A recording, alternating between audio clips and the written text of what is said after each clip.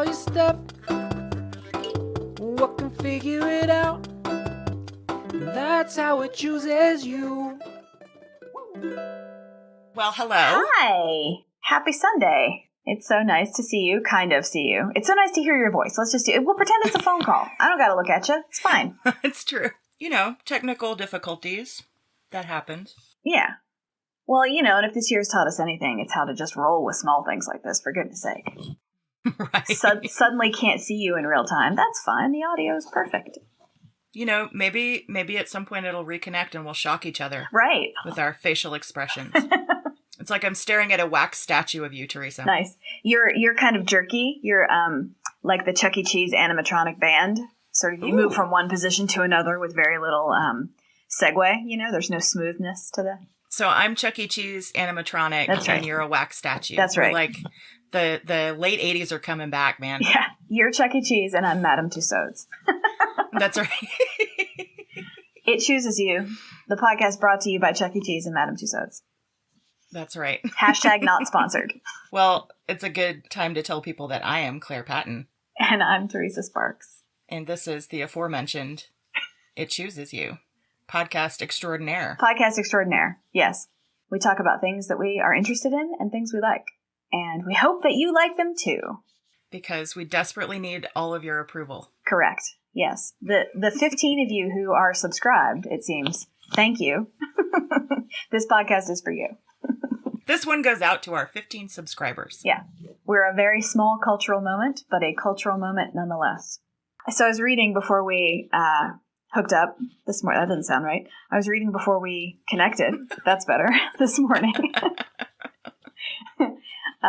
Because I'm still thinking about Bridgerton. And I have now, unfortunately, or fortunately, read more than one of the books, which, you know, whatever. But the TV show is way more interesting. So I've been thinking about that and finding people who are smarter than me to read hot takes, you know. Because as I was remembering, like, what I thought, I was like, oh, yeah, I mean, it's kind of like the perfect example of whiteness. Like, it's so whiteness is one of those things where, like, you can be completely oblivious or actively racist, but not understand that you're doing it. So you're fully doing a thing, but you cannot identify it when it is being done. Are you talking about the show itself? I'm talking about my commentary on the show. I see. Yeah, okay. Talking about my commentary on the show. Not fully perhaps, but mostly blind whiteness, a lot of it. Mm-hmm. And one thing that I noticed, and this is what sort of led me to go back and be like, okay, so other people have noticed this, which means they've had further thoughts that will be better than mine. The one, like, person with the darkest black person in that show was the evil father. And I was like, right. Well, that seems like it's just straight up from the how we use people of color in media playbook, which is a white supremacist one. And and after I noticed that, I was like, oh, yeah, no, yep, okay, that's true, yep. So. It's definitely the receptacle, the cultural receptacle in this moment for a lot of stuff, right? Yeah. I'm sort of fascinated with that idea right now of, like, so much is up for us as a species, as a culture, that there are all these smaller ways those things are playing out, and we can see ourselves and our mistakes reflected in that if we choose to. But then there are just these larger things playing out in these smaller ways, and it's really fascinating to me. Yeah. Fascinating, and also it continually encourages me to keep working. Because for me, anyway, saying it's fascinating means it's over there rather than something that is situated inside me that I embody on it and enact on a daily basis. So, right. Good process. Anyway, we don't have to always talk about Bridgerton. It's just still fascinating me. Well, I mean, it is in your contract that you have with me that Bridgerton must be mentioned at least every other episode. And this is actually something I wanted to tell our listeners about, because Claire has made me sign a contract. She hasn't signed one. She refused to sign the one I sent her, but she made me sign one that says I have to talk about Bridgerton at least every other, among other things. And there's some personal things, like I have to, do your shopping and clean your various parts of your property out there. You asked me to handle the back 40, but you haven't signed the one I sent you. That's true. We'll see. It's so weird that I can't see you. It makes it better somehow. It does. I mean, it makes you pay more attention probably, because I'm not gleaning anything from facial expressions right now. Yeah, it might actually be best if we had no video, because then we would be fully audio, like the poor people listening to us. Hello, everybody. That's right. We'll find out. We'll find out if this is the way to proceed. I'll write it into your contract. Yeah. No, I'm not signing any addenda until you sign the first draft I sent you. That's, all right. I have to hold that boundary. Okay, fine. If you want to have boundaries. I do. Something you all need to know about Teresa is that, I don't know, your mind works in such a cool way, like really sees reality for what it is, works with it, but also sees its like opportunities. I think it's cool. Oh, thank you. That's kind. We're definitely leaving that in, by the way, because anything that makes me sound cool stays in the podcast. Oh, so what else this week? I wanted to tell you that you inspired me, because you talked last week about turning the dark eye of Sauron to various parts of your house and making them beautiful. And I cleaned out the back closet a couple days ago. Ooh. It feels like an ongoing clean out. That closet is where I throw things I don't know what to do with. What's in the back closet? The back closet is, I can't tell if I'm proud of this or embarrassed by it or both. Probably both. Which I don't know how that's possible, but it is. The back closet is permaculture supplies for an eventual piece of land I will be allowed to touch. So like large buckets, small buckets, a lot of seed starting stuff, that sort of thing. It's like it's the supplies for a tiny greenhouse. And it's also, because this year has resulted in an unprecedented number of shipping boxes arriving to my house, it is the collection of shipping boxes and packing materials that I can't get rid of. I can't recycle them and I can't throw them away, because they may be useful one day, particularly because I will move out of this house sometime and boxes and shipping things will be necessary then. If I'm a hoarder of shipping supplies. That's the truth of it. Yeah, but you're not a hoarder. No. You're absolutely not a hoarder. Yeah, but that closet was out of hand. I opened it and something fell out at me. That's how out of hand it was. Was it a bowling ball? It wasn't a bowling ball. It was a box. It was a box that when it fell upon me, I remembered that I had shoved it in there and quickly shut the door when I put it in. Mm-hmm. But didn't remember that until it had fallen out on me. Cleaned that out, which is great. I discovered a couple of years ago that shoving's never a good way to organize. No.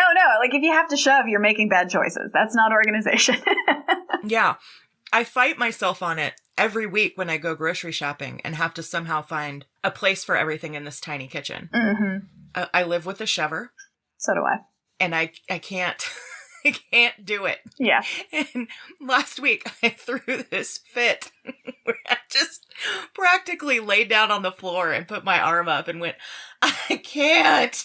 I wanted to shove so bad. I did not. Tim was like, fight through it, Claire. You can do it. And I was like, maybe you can do it just this 1 week. It's like one of the football players on your team suddenly deciding they're a cheerleader. Like, you're not on the sidelines. Yeah. You're in this. Yeah. Don't cheer me on. Play the game. I love the idea of you having a tantrum and having to put yourself in the recovery position on your kitchen floor. Yeah. In case I start dripping blood from my mouth, I need it to go down. I can't go back into my throat. Setting myself up for success. That's what that's called. Uh-huh. Yep. That's forethought and planning right there. It's one of the things I admire most about you. The adult tantrum is really underrated. People, I understand that, you don't want it to happen when you're out in public because it is embarrassing.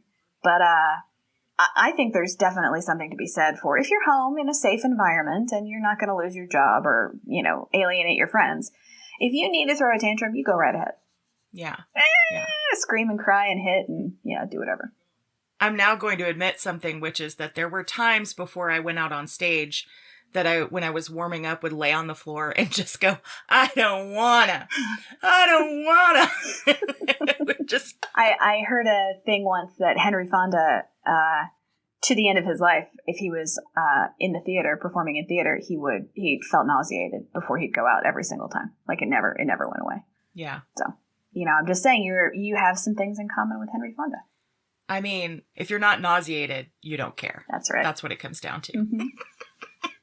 This is my acting school. Are you nauseated? No? Then you don't care enough. Yeah, I love that school that like pain and fear are the signs of caring. Like they're actually like, yeah, that's odd. So I texted you a couple days ago or yesterday and said, hey, you should look into this GameStop thing because we're going to talk about it. Yeah. And I did. I did my homework. Good. And I just wanted to get Teresa's hot take. So I've been following it all week and it's been fascinating for me. I mostly was fascinated with why I was fascinated. Yeah. Yeah. Meta fascination is the name of the game. That's right. So I have done research for this episode, believe it or not, everybody. I'll just mention a couple of sources in case they do come up. We're going to have more of a freewheeling discussion. But there's a Forbes article by Jeff Coughlin and Antoine Gara. And there's a HuffPost article by Sarah Boboltz. And there's a New York Times article by Kate Kelly, Matt Phillips, and Jillian Friedman. And these are all kind of just sources that were a part of my research this week as I was getting ready for this. So for anyone who doesn't know, to really, really simplify, GameStop stock sucked. And a bunch of independent traders using an app named Robinhood drove up the price of GameStop stocks. That's hard to say. It is. GameStop stocks. Yeah. And a bunch of hedge fund bros had bet on GameStop stocks falling. They did not. Hedge fund bros are fucked and pissed. The little guy is winning. Yeah, that's really it. Hedge fund bros are pissed. That's the headline. Yep. And nothing makes me happier. I don't know really anything about the stock market, but as I was looking into it, I was like, well, that's what you fucking get. Yeah, you're betting on someone losing. Yeah. Which really sucks. Yeah. just karmically, man. Come on. Okay, let's first say the stock market is gambling. Yeah. Let's just get that out of the way. Yep. So when I don't understand things, I go, I don't know, it's gambling. Oh, you mean we have a tendency to drastically oversimplify when we don't understand things, just so we can feel like we actually do understand it? Huh. Yeah. Interesting. Yeah. I mean, I don't know. That's what I do. I don't know about anybody else. Just so you know, I fluttered my eyes in a really charming way when I said that, everybody. Thank you for telling me. I didn't see it either. No, you didn't. No one saw it. I'm in a if you flutter your eyes charmingly and no one sees it, did you really do it? Oh, so philosophical. So, yeah, I love this story because, it's impossible to completely generalize, but the individuals who made a shit ton of money this week are college students, are out of work chefs, are the people. Children. Yeah. That was a good one. Yes, for anyone who doesn't know, there's a 10-year-old boy. He was given 10 shares of GameStop stocks a couple years ago for Kwanzaa, and he just made $3,200. The stocks had been worth $60 when they were purchased by his mother, who very responsibly, I can only wish my parents had been this way, very responsibly wanted to teach her son about money and finance. And so she gave him the choice of what to do this week, and he decided to cash him in. So smart kid. He's a smart kid. Because who the fuck knows what's going to happen next week, Teresa, with this shit. All right, let's talk about this app, Robinhood, for a second. The thing that really ticked me off was that Robinhood cut off trading of GameStop, AMC, and a couple of other stocks that were sort of the controversial ones on, I believe it was on Thursday, after all this was going on, which gained them a lot of criticism. And I do need to say, they are saying that they needed to cut it off in order to comply with SEC regulation. That is something I do not understand. So I'm just telling you what they said about it, just to be fair. Yeah. The extent of my knowledge about the SEC comes from Arrested Development. So if you ask me what the SEC does, I'm going to say they go after George Bush Sr. That's all I know. This is everything I was hoping for. Which is us talking about a bunch of shit we don't understand. And don't really respect either. Yes. So I was thinking about a Robinhood, and I was thinking about, like, the nerve of these dudes to name their app Robinhood. Isn't it great? It's such a good marketing scheme. because they're basically, their sort of tagline is that their mission is to democratize finance for all. Mm-hmm. Okay, fine. But like, they're also making a shit ton of money off these individual traders. Oh, sure. Who, let's face it, in a lot of cases are less educated than like the hedge fund bros. Yeah, and specifically less educated about what companies are likely to do. Like, not less educated in terms of, ability or schooling, but trading stocks, in theory, it seems to me that if you have a working knowledge of how a business operates and what its pitfalls are likely to be, you might make better choices in your investing. Yeah. There was a college student who actually misunderstood the terms of his trading with Robinhood and mistakenly thought he owed them $730,000 and he committed suicide. Now, I have to say here that the suicide is a complex psychological event in a person's life. So there were perhaps other factors that we don't know about. But the fact is that this kid took his own life, and that was surely a factor in why. And, so I saw a lot of things sort of decrying the amateur, like these kids think they're playing video games, It's like, all right, we'll give them a little more credit than that. But like, it was weird to read about someone committing suicide when you usually hear about these like Wall Street dudes doing that, And I just, I don't know. That's a lot of pressure. That must be a lot of pressure. This is where I think I'm an alien. This is the kind of thing where I'm like, oh, I'm not a human being, because I would think of that and I'm like, yeah, but like money's not real. Like, the only thing that's real about money is what it can do for you, and other things can do those things for you most of the time. And so if I had suddenly been in a position where I quote unquote owed someone $730,000, I'd be like, well, that's never going to happen. So what do we do now? Because that's never going to happen. So, right. I just like, okay, you can keep saying that all you want. I'm going to have a sandwich. Oh, you need $730,000. Let me go check my back closet. Exactly. Oh, nope, just cardboard boxes. I don't know if that joke is, I don't know if that is appropriate. I mean, we're not making fun of the person who experienced those extreme emotions or what they did.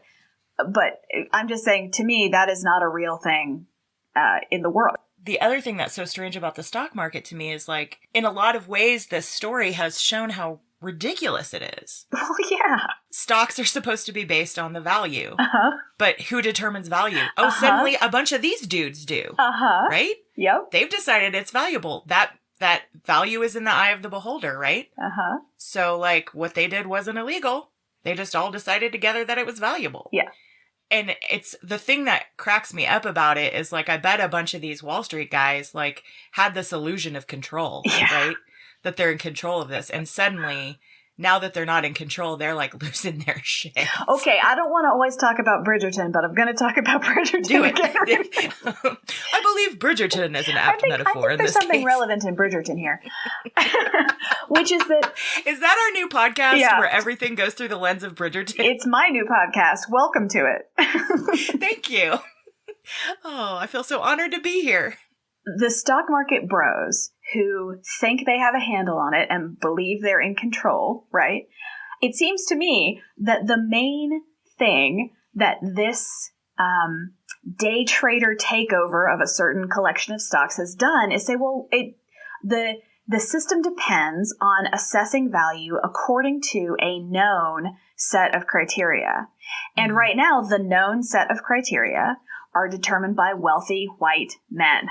And so it seems to me that the discomfort that we're seeing among the wealthy and the billionaires who've lost $1 billion, and you fucking deserve it, you hoarding pricks, this week, because of this thing, is like, oh, well, if we don't get to determine what has value, then we don't have control anymore. We won't make this money anymore. We have to be the ones who determine what has value. And what happens when just anyone is allowed to determine what has value?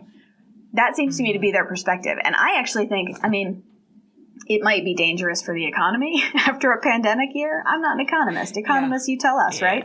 Yeah. But I'm in favor of people who only invest $200 a year banding together to have some kind of influence about how that system operates. I'm in favor of that. You've just pointed out something really important for me in this story is, like, I'm totally cheering these day traders on. Mm-hmm.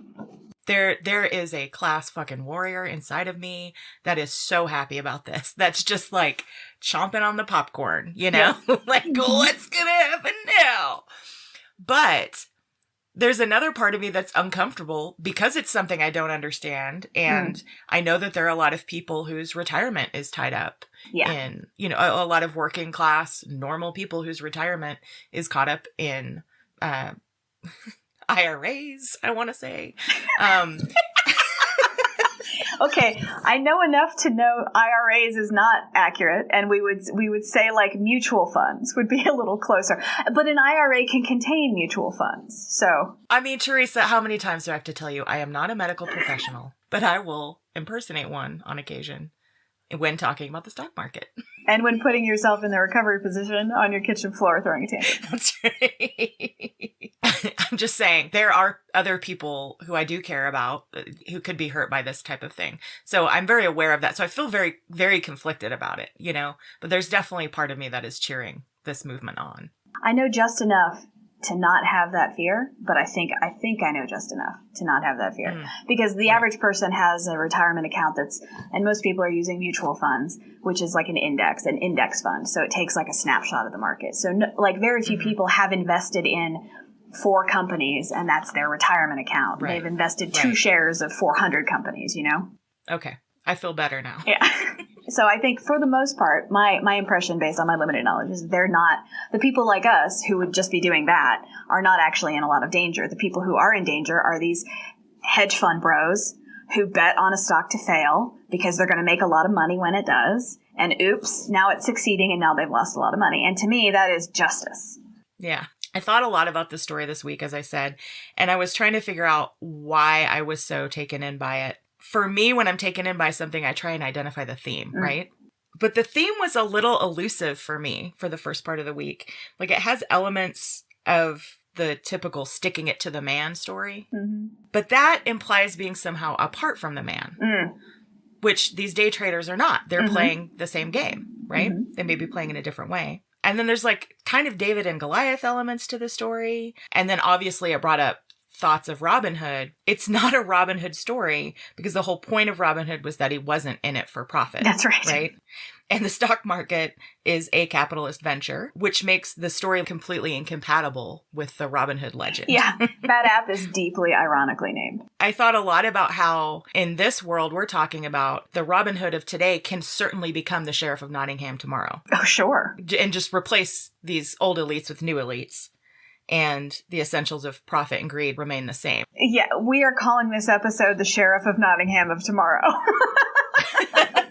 That is the best. That's so great. Yeah. So I finally came down to it. I think this story at its core is appealing because it is the story of beating them at their own game. Yeah. And that I fucking love that kind of story. Yes. So I wanted to tell you a story of a completely fabulous person who also beat them at their own game. Okay. We are going to talk about Kat Hulbert. Okay. My sources for Kat's story, she was interviewed on BBC Radio, and they did a transcription of that interview. It was called How I Got Rich Beating Men at Their Own Game. And then also there's the BBC radio program called The Conversation, where she is interviewed along with Selena Lin, who is a famous Chinese poker player. Okay. I highly recommend this interview. It is Kat, who's a famous female poker player, Selena Lin, who's a famous female poker player, and they talk about their history in this game and the resistance they meet every single day as women. So Kat was born in 1950, and she grew up very, very poor. She had a particularly troubled relationship with her mother, and eventually this forced her to leave home at 15 to go work in a soap factory. She managed to put herself through college. She was a self-professed atheist going to a Catholic university and studying morals and philosophy. She had loved games from a really young age and said she always knew she wanted to be a professional gambler. Cool. Yeah. Again, you find your passion early, I respect you. 100%. She started working at the New York Senate Minority Leader's office in her early 20s. And because she had this interest in games, they were like, hey, we're thinking about making gambling legal in our state. Would you investigate that and see if it's a good idea? So this was when she really got introduced to casinos. So she went to Vegas to learn about gambling. And she actually ended up studying how to become a blackjack dealer, not because she really wanted to be a blackjack dealer, but just because she wanted to understand the game, right? She came back and was like, I support this legislation of legalizing gambling in the state of New York. But more importantly, she found her calling. So she moved west. I'm assuming west means Vegas, but I don't actually know. When she moved, she got a job at the Plaza Casino. When she got the job, she wanted to deal blackjack. That's what she knew how to do. That's what she had her eyes on. But the casino manager put her on the Big Six. And the Big Six was basically a Wheel of Fortune wheel. The dealer, which was her in this case, would spin the wheel and it would just go around and around and it'd land on something. And that they'd win or not. So she's the Vanna White of the casino. Yeah, exactly. Okay. So the wheel would spin and land on a certain payout for the customers. So the casino manager had a real problem with her because she was an educated woman, because she had gone to college. Yeah. So I don't have a direct quote here. She was like, I want to deal blackjack. And he was like, let's see how the college graduate likes the Big Six, right? So total jerk. She was so pissed off that they put her on the wheel that she figured out how to make it revolve several times before landing consistently on the biggest payout for the customers. Nice. The management, who they were really superstitious and they couldn't imagine that she would have figured that out. Yeah. So they just said, oh, she's unlucky. Right? They just decided she was unlucky. So they took her off and put her on blackjack. Oh, just, oh my God. I just have to say something about that. Like, yeah. I have a college degree. You resent that I've educated myself. You're going to put me on the shit job I don't want. I figured out how to break the shit job you put me on to cost you money, but you can't even conceive of the fact that I would have figured that out. I'm just unlucky. Yep. Oh, man. Strap in for some righteous indignation. Yeah. And satisfaction. So they put her on the blackjack tables, right? And as she's dealing blackjack, she starts to notice that there are a few particular players that always win. Kat says that the most brilliant people she's ever known were blackjack players. She says a lot of her blackjack playing friends retired to make a shit ton of money on the stock market. She observed these particular players for a while before finally approaching one of them that she calls Peter. That's not his real name. And asking him directly at the table. She was like, how do you do that? And he was like, shh. Yeah. Come meet me for coffee later. Yeah. Had the movie Casino come out yet? No. Okay. So she didn't know he was necessarily in fear of losing his thumbs or anything. Right, exactly. Okay. So she says now that Peter is a mathematical genius. He wore his pants up around his waist and like you could see his socks like high waters. He was totally arrogant and weird and brilliant, and she started dating him. And she says in the interview, like, I love people like that. Yeah. She feels like she fits in with those misfits, you know?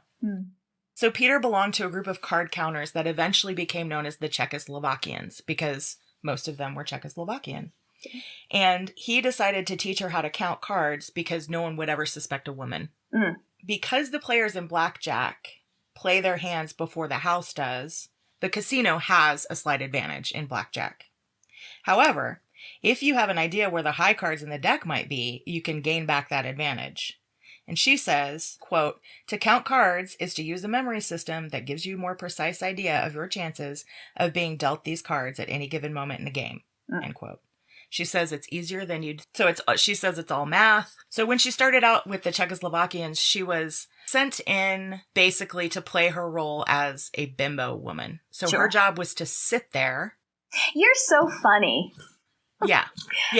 She was supposed to sit there and be a distraction, but she would also signal to the big players what they should bet when, things like that. The group started working in Atlantic City in 1978 when gambling was legalized there. She'd sit next to Ken Uston, who was a very successful card counter. He was super stuck up. And so she was there because he could place bets on her cards as well as his own, doubling his earning. So, of course, although she wasn't trusted to place her own bets, he often had to ask her what the count was with the cards. The Czechoslovakians pooled their money sharing their profits so that they could place higher bets and potentially increase their earnings. Love that. So she said the thing about gambling is that you have wins and losses, but you have a lot more losses than wins. So you need to be able to ride that out. And so pooling their money allowed their losses to have less of an overall impact on their earnings. Mm-hmm. So she traveled the world with the Czechoslovakians, counting cards, basically, playing blackjack. And she says that even though she was traveling the world and she went to the nicest casinos in Europe, her life absolutely was not glamorous because she'd play and then go back and sleep in a VW van that leaked oil or stay in a shitty hostel. So it wasn't glamorous. Yeah. Was she not given a cut of what they were earning? No, she was getting a cut, but... They're like they don't want to take a suite at the plaza. Yeah, they wanted to put it back in to the game. Although card counting isn't illegal, the casinos hated, obviously, any kind of evening out of the odds. Mm-hmm. I mean, this just reminds me so much of the stock market, right? Mm-hmm. So she was added to the casino undesirables list. Yeah, that's right. This game is fixed, and it's fixed in our benefit. Yeah. Get out. Exactly, right? Get out. She was basically to be taken off the premises if seen at these casinos. She tried to disguise herself, but it didn't work. She says that it turns out being a female professional gambler did not make her blend in because she was a woman. It made her stick out because she was the only fucking woman there. Mm-hmm. She also credits the scrutiny women are under as being responsible for her continuous removal from casinos. Mm-hmm. She was detained and taken to the back room of casinos at least 50 times. Oh my God. So she says, like, when they'd see you playing, they'd pull you to this back room and they'd basically interrogate and intimidate you. It was what they would do. So what she would do if it was all dragging on too long is she'd ask them to call the police and charge her with something. And they'd let her go because they couldn't charge her with anything. That's right. She even at one point went to New York and learned how to move and act like a man. She trained with a theater company, but the casino still picked her out. I love her dedication. I'm also imagining, based on this, that casinos have a list of all of like the math graduate degree names. Like people who've earned graduate degrees in mathematics are all on the casino's list of do not enter casino. Right. Yeah. This like sort of back and forth and honestly harassment just really wore on her after a while. So she decided to move on to slot machines. So slot machines tended to be linked on the same network and they work on a particular system and in a particular rhythm. So you can figure out when they're about to start paying out and then that's when you go play them. So she figured that out and she made a shit ton of money. Well, they actually banned her from playing slot machines too. Oh my God. So she hired a group. She had an army of old people that she'd send in to play for her. Geriatric slot army. Let's go. Yep. She said that older people just really liked to be where the action was. But she also said the older people weren't very good at doing their taxes because they were actually legal contract employees for her. So she finally got fed up and dropped that. In 1990, Kat was diagnosed with bipolar disorder. She says that blackjack is a game of math. If you lose, you can be sure the cards weren't in your favor. It wasn't your fault. But she soon started playing poker and she discovered a game that really triggered her self-blame. There's a lot more room for that in poker, according to her.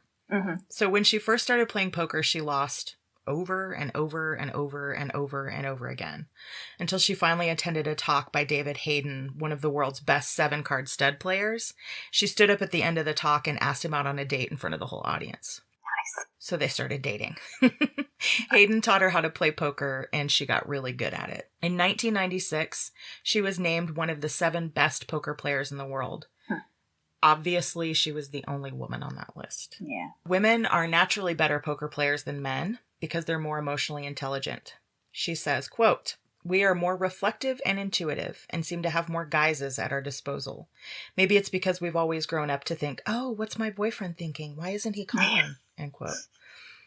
But she says there's no place for compassion at the poker table. Quote, "I had to deal with constant crudities at the table, an endless flow of inane, misogynistic remarks. I would get drawn into fights too easily, forgetting that I wasn't at the table to change the world, but just take people's money." End quote. That's right. I'm not here to change your mind. I'm here to empty your bank account. And she did. She says that each woman who plays poker has got to use what she has. She says that attractive women can distract the male players with their looks. Some women play the innocent child, kind of tapping into daddy fantasies of these men. But she says this would never work for her. Quote, I have this arrogant coating to me, a frosting, and the male opponent that sees no fear in a woman, that drives him crazy. His competitive desire to crush her is so high, end quote. Yeah. Yeah. So she decided to embrace it, just psyching men out by driving them crazy and letting them sabotage themselves. So she'd dress expensively because, according to her, men cannot stand a woman with money. So they would say to her things like, where'd you get your money? And she'd say, a trust fund. Doesn't everybody have a trust fund? To just fuck with them. She says, quote, though we strive for equality, chauvinism is a very good thing for female players. It makes us a lot of money, end quote. Nice. So she says she once sat down at a table and the male players threw a $500 poker chip at her, which was a bribe because they didn't want her to play with them because they, quote, didn't play with girls. And she replied, and I don't play with assholes, but I don't have a choice either. I like her very much. Some men, she says, don't just want to beat you, they want to humiliate you. Mm-hmm. With those players, she says, quote, I found I only needed to play straightforwardly to have them throw money at me. They would try to intimidate me by raising and raising. They raised me to the moon, and all I had to do was call the bet, show down the hand, and take their money. End quote. Another quote, she says, over the course of a game, I was able to turn my opponent's insecurities into rage. The more they lost emotional control, the worse they played. End quote. Uh-huh. This reminds me, have you seen, I'm sorry I'm going to interrupt here. Have you seen the movie Molly's Game on Netflix? I think I talked about it about 6 months ago. Okay. Is it good? Yes, it is. It's very good. Idris Elba and Jessica Chastain. Yeah. I mean, I should have said that in the other direction, but Idris Elba is much more attractive to me, so I started with him. She's the lead. It's really good, and there's a key scene where somebody loses their emotional control and just goes off the rails. Huh. Yeah. That's really cool. I've been interested in that movie. I'll watch it, and we'll reconvene. Okay. Kat tells the story of this one time there was this man, and this was over the course of time. She played with him many times, and he would punch her in the arm every time she won against him. Every time she won a hand, he'd punch her in the arm. And he did that whole thing I know you're familiar with, where he made it look like a joke. Like he was just joking around, like it's camaraderie. Sure. But she said she would go home and have bruises on her arm. Uh-huh. These little playful punches. So one day she said something in her just snapped, and she took a water bottle and swung it at him and hit him in the neck, and he flew out of his chair. And he got up behind her and he said, I'm going to kill you. And she said, get in line. She's taught classes to women on how to play poker, and she wrote a book called Outplaying the Boys. Her mother, on her deathbed in the hospital, asked someone to go and get her book from Barnes & Noble because she wanted to show it to the nurses. After decades of a strained relationship, Kat finally felt like her mother was proud of her. There's a Blackjack Hall of Fame, but there are no female members. She says, quote, when it started, I had no interest in being part of this old boys club. I just didn't care. She means like things like the Hall of Fame. Then I started to care, but too late. I was a stellar blackjack player, but when I was really somebody, I didn't know it. And by the time I really knew it, I was no longer somebody, end quote. She's earned a lot of money over the course of her career. She says, quote, enough to be a clothes horse for 3 decades, invest in outlandish ideas, support my mom and sister, put my veterinarian's children through college, and pay for the most expensive shrink on the West Coast. Wait a minute. Is your vet not making any money? Why does your vet? I don't know. Why do your vet's children need help going to college? Sorry, that doesn't matter. Just made me curious. She really struggles with the idea of whether or not being a professional gambler contributes anything to society. Fair question. Yeah, at this point, she's actually against, at least, in terms of position, she's against legal gambling. And in her older age, she says she wants to make the world a better place, and she just sees how much misery gambling causes. She volunteers with animals and at Planned Parenthood. She once asked a friend, how do you make the world a better place? And he said, I take money from those thieving casinos.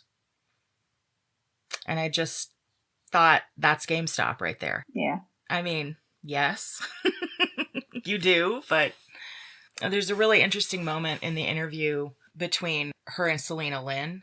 She asked Selena, are you a compassionate person? And they end up having this discussion about how do you do what you do and still also be compassionate? And I think it's a really interesting question, and it kind of brings up the same issues and feelings I have about the whole GameStop story, which is like, I'm all about cheering for the little guy, but like, what a horrible plundering system this is. Yeah. Yeah. Well, and the question is like whether it is like, does it add to the collective good, right? To plunder for the little guy, or is the activity of plundering, is that the actual issue? I mean, it's a good question. I don't have an answer, but I know for sure that billionaires can stand to lose quite a bit more than the average person. And I'm all in favor of all of us taking as much of their money as we possibly can through every legal means. Yeah. Along those lines, Teresa, there's a really popular post on Reddit from this poster named Dr. Worm, W-U-R-M. Verm, Dr. Verm. Dr. Verm. This person points out that the market cap of GameStop is 12 billion, but the market cap of Wall Street is 50 trillion. And so they say that the GameStop traders have displaced about 0.025% of the total value of the U.S. stock market. That's a direct quote from their post. Here's a quote. So they say, if you're looking at your Robinhood balance right now and thinking, wow, that's a lot of money. Am I doing something wrong? Illegal even? The answer is absolutely not. What you are beginning to notice is that the wealth gap in this country is absolutely massive. Thousands upon thousands of people could make year-changing or life-changing money out of this squeeze, and it'll hardly be a blip on Wall Street's radar. Greed is absolutely out of control at the top, and this funny little news story is tangible proof of that. Do not let them gaslight you into thinking that it's wrong for you to get a slightly larger sliver of the pie. End quote. Yes, that is correct. Yeah, it reminds me, when you said that 0.025% or whatever that number was, that you just said 2 seconds ago, but I can't remember because it's You exactly remembered it. That was perfect. Good. When you said that, it reminded me of that line from the Hunger Games, actually. She's like, it must be a very weak system if it can be brought down by a handful of berries. Yeah, right. Like, we're literally talking about a handful of berries, and the wealthy people are like, oh my God! Yeah. Well, and you know what's going to happen is they'll just figure out a way around it. Sure. They'll either somehow try and get regulators to clamp down on whatever this is, even though I maintain, in my absolutely uneducated opinion, this is not illegal. Yeah, they'll just figure out a way around it. Yeah, well, here's Teresa's big hypothesis at the end of this episode, okay? Oh, great. My big hypothesis, right? Climate change is real. People who have the most money have known climate change is real for quite some time, and they are most interested in securing all the resources they can before the resources literally go away because we are unable to produce things from the earth. And so here we are, just watching them hoard. You can maybe take that out because I thought I was gonna get smarter by the end of it. And then I kind of just trailed off. Usually I can trust myself to get smarter at the end. I'll just keep talking and eventually I'll make a point. That one didn't actually go that way. Got it, Claire. Leave it in because I like it now. Making fun of myself is my favorite thing. Claire, leave it in. Yep. So that is the story of GameStop and Kat Hulbert. Yeah, I love that was a perfect juxtaposition. Like big idea, current topic, and here's a lady that we need to know about who's working within that framework. That was so great. Thank you so much. Thank you, everyone, for listening. If you have any comments or questions, our email address is itchoosesyouPodcast@gmail.com, and we will be back with our next episode, which will be a smidgen. Bye. Bye-bye. Testing? Great. Thank you for listening to It Chooses You. Your hosts are Teresa Sparks and Claire Patton. Our theme song is by Bobby Dart. If you'd like to get in touch with us, drop us an email at itchoosesyouPodcast@gmail.com.